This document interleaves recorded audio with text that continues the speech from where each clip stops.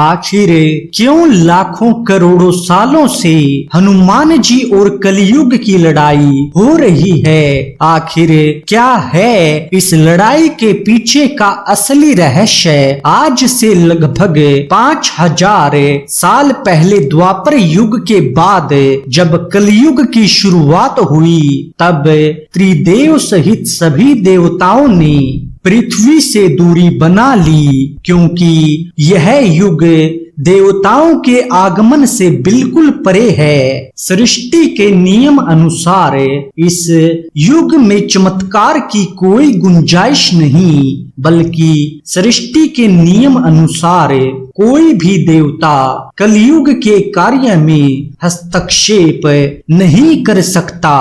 जब तक कलयुग यानी कली पुरुष का शासन इस धरती पर है, तब तक कली को यह बिल्कुल भी पसंद नहीं कि कोई भी देवी देवता उनके कार्य में बाधा बने, क्योंकि कली पुरुष असुर होने के साथ साथ एक युग भी है, तो इसलिए सभी देवता व्यस्त थे। किंतु कलयुग की शुरुआत से पहले ही देवों के देव महादेव को यह आभास हो चुका था कि कलयुग जितना पुराना होता जाएगा, उसकी शक्ति उतनी ही प्रबल होती चली जाएगी और वह समय से पहले ही विनाश लीला की शुरुआत कर देगा। इसलिए महादेव ने कलयुग का संतुलन बनाए रखने के लिए पृथ्वी से जाते जाते महाबली हनुमान जी को यह कार्य सौंपा। महादेव ने हनुमान जी से कहा कि वह श्री राम नाम का प्रचार करें, जिससे कि कलयुग के साथ साथ राम युग का भी आरंभ हो जाए, जिससे कि कली पुरुष सदैव नियंत्रण में रहे। इसके बाद हनुमान जी धरती में आकर अलग अलग वेशभूषा में श्री राम के नाम का प्रचार करने लगे।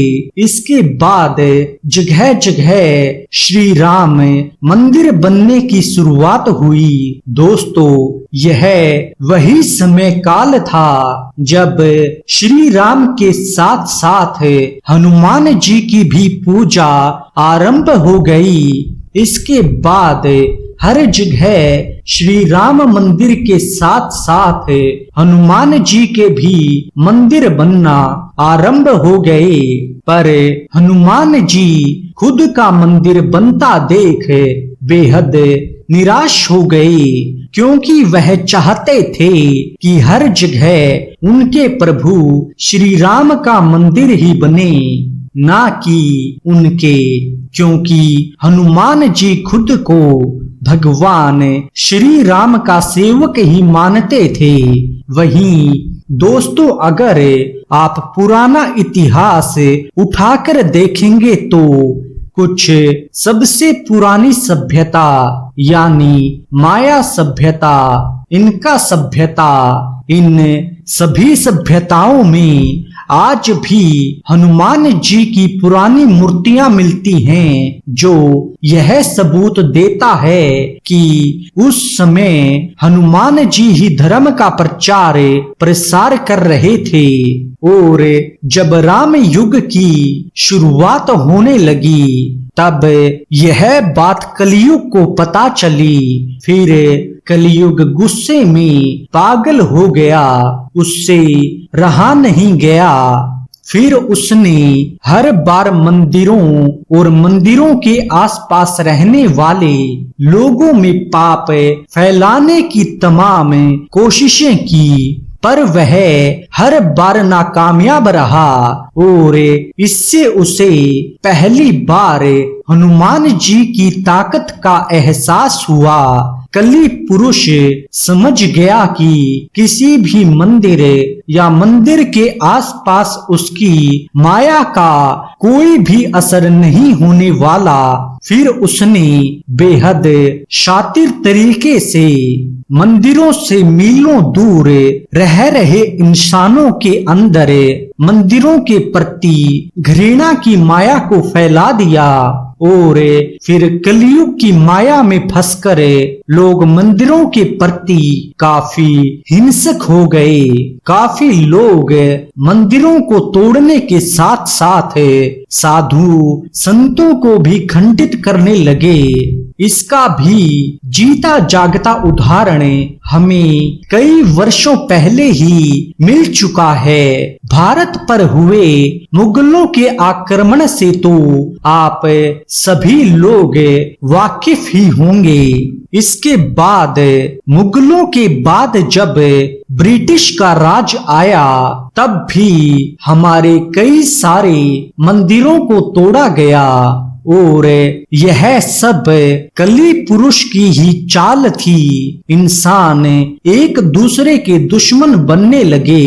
उस वक्त हनुमान जी श्री राम के ध्यान में लीन थे, लेकिन जब उन्हें कलयुग के इस दुस्साहस का आभास हुआ तो हनुमान जी काफी क्रोधित हो उठे और कली यानी कलयुग की तलाश में निकल पड़े।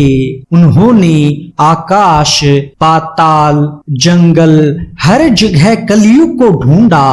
फिर इतने खोज के बाद आखिरकार दोनों आमने सामने आ ही गए।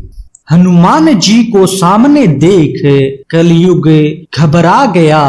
फिर उसने अपनी शक्तियों से हनुमान जी पर अंधाधुंध प्रहार करना आरंभ कर दिया, लेकिन कलयुग की शक्तियों का हनुमान जी पर कोई असर नहीं हुआ और फिर कलयुग ने अपनी माया दिखाई, हनुमान जी पर हावी होने की कोशिश की। कुछ देर तक हनुमान जी कलयुग के इस ताकतवर माया जाल में उलझे रहे, लेकिन कुछ क्षण के बाद कलयुग का यह बिछाया हुआ माया जाल टूट गया।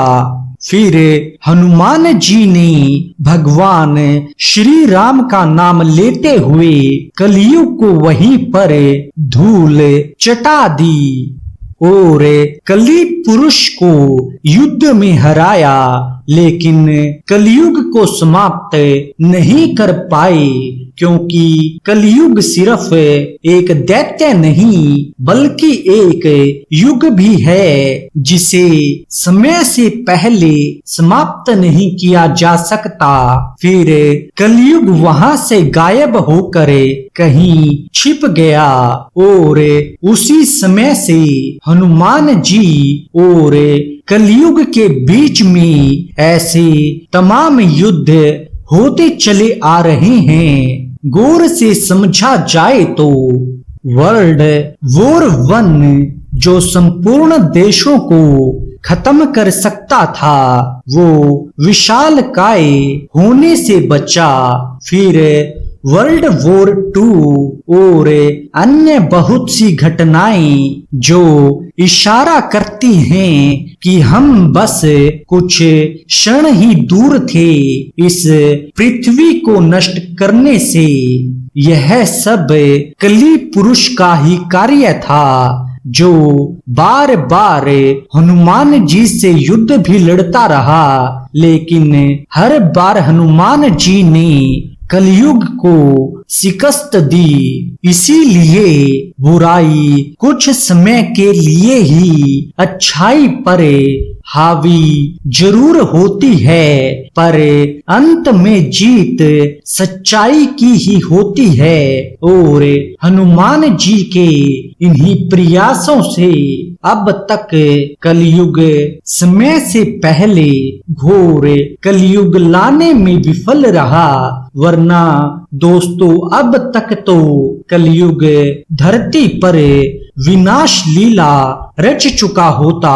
यदि आज धरती में कहीं अच्छे कर्म हो रहे हैं, यदि कहीं ईमानदारी है, यदि कहीं सच्चाई है, तो वह सब हनुमान जी की ही देन है। इसीलिए सच्ची श्रद्धा के साथ कमेंट बॉक्स में जय श्री राम, जय बजरंग बली अवश्य लिखें। आज के वीडियो में फिलहाल इतना ही। अगर आपको हमारी यह वीडियो पसंद आई तो इसे लाइक और चैनल को सब्सक्राइब अवश्य करें। धन्यवाद।